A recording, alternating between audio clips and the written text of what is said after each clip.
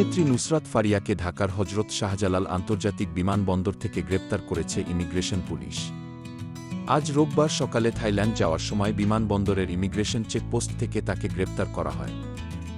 নুসরাত ফারিয়ার বিরুদ্ধে রাজধানীর ভাটারা থানায় করা একটি মামলায় গ্রেপ্তারি পরোয়ানা ছিল। জুলাই গণঅভ্যুত্থানের সময় ওই মামলায় তাকে হত্যাচেষ্টার অভিযোগে আসামি করা হয়।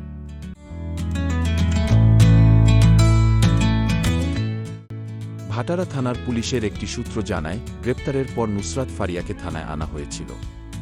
তবে থানায় তাকে না রেখে পরে ঢাকা মহানগর গোয়েন্দা পুলিশের কার্যালয়ে পাঠিয়ে দেওয়া হয়েছে। নুসরাত ফারিয়া 2015 সালে চলচ্চিত্রে অভিনয় শুরু করেন। এরপর থেকে তিনি বাংলাদেশ ও ভারতের কয়েকটি সিনেমায় কাজ করেছেন। এছাড়া মডেলিং ও সঞ্চালনায়ও সক্রিয় তিনি।